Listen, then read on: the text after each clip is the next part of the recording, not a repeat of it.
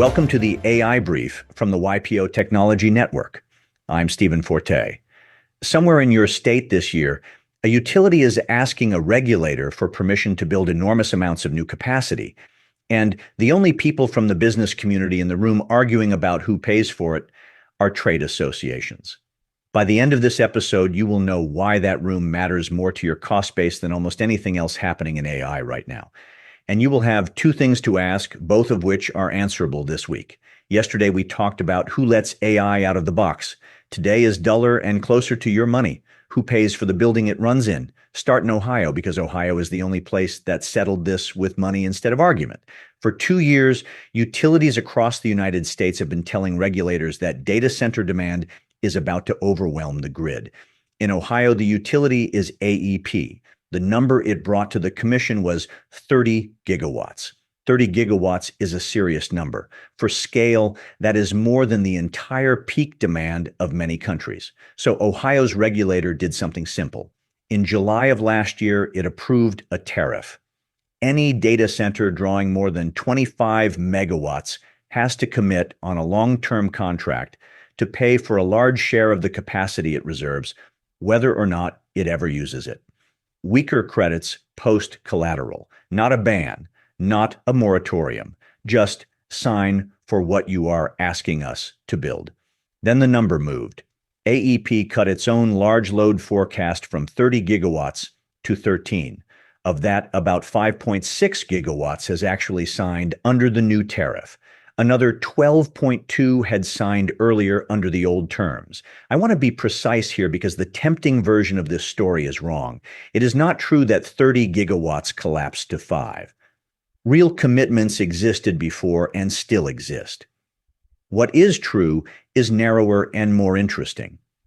The moment the state asked developers to put money behind the capacity they had reserved, the gap between what had been announced and what anyone would sign for became visible for the first time.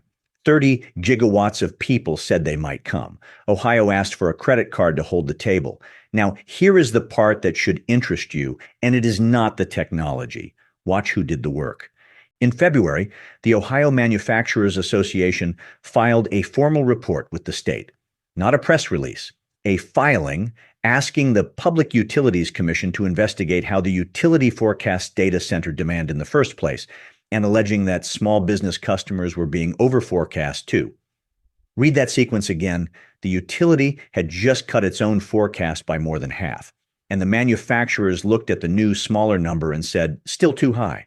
Their president, Ryan Augsburger, put it in one sentence.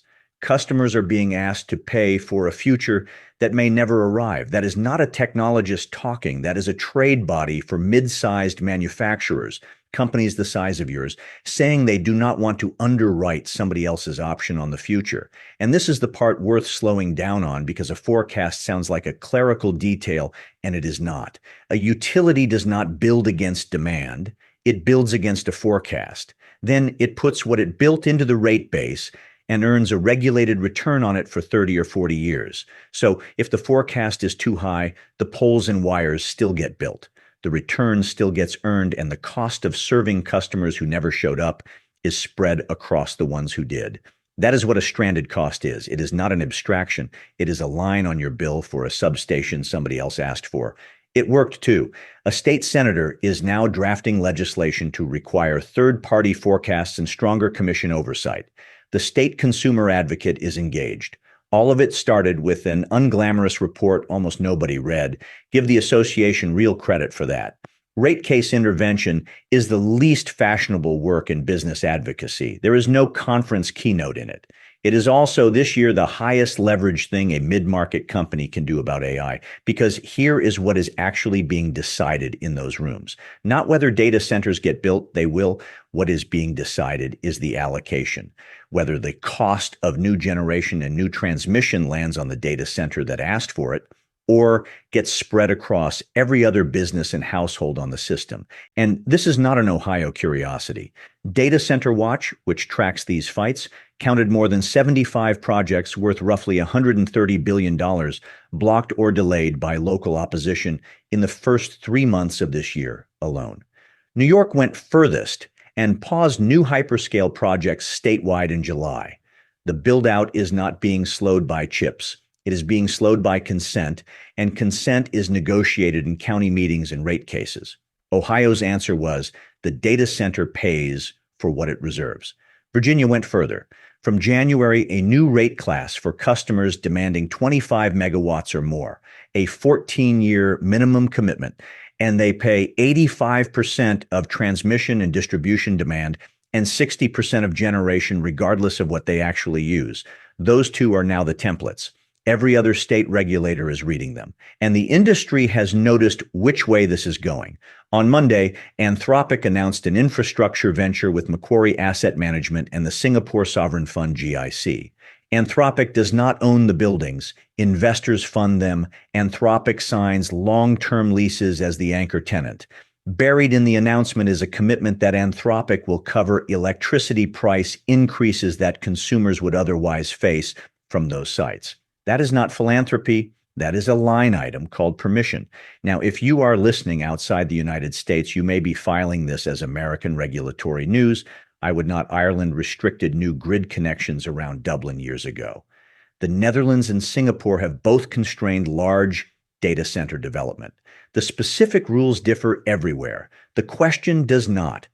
Every grid on Earth is now deciding who pays for the capacity a hyperscaler asks for. And the answer shows up on your bill either way. Here is my read. Almost everything in AI is happening to you rather than with you. You do not get a vote on model releases. You do not get a vote on chip supply or pricing or what your vendor deprecates next quarter. The rate case is the exception. It is a formal proceeding with a public docket where an intervener with standing can change the outcome. And Ohio just demonstrated that a mid-market trade association can move a multi-billion-dollar allocation by filing a report. This is the one place in the entire AI story where a $200 million company has actual leverage, and it is being used mostly by people you already pay dues to and never hear from. Picture Ridgeline Metalworks, a $90 million steel fabricator in Indiana. Electricity is one of its three largest costs. Its owner has spent the year reading about AI agents and wondering whether any of it applies. Meanwhile, the thing that will actually move Ridgeline's P&L over the next 5 years is a tariff design being argued 4 hours away by lawyers on behalf of a trade association whose newsletter goes straight to the archive folder. That is the misallocation of attention I would fix. If I were sitting in your seat this week, I would send 2 emails. The first to whoever owns energy procurement. What has our utility filed on large load tariffs, and does it protect us or expose us? The second, to your trade association, are we intervening? And if not, why not? Neither takes an hour. Both are more consequential than the AI pilot you are being asked to approve. So here is the mirror, and it is an uncomfortable one. You can probably name the AI vendor your team wants to sign with next quarter. Can anyone in your company name the proceeding that decides your electricity rate for the next decade? That is the YPO Tech Network AI brief for Wednesday, August 12th. I am Stephen Forte. If this was useful, send it to a fellow member. I will be back tomorrow with more. Until then, stay sharp.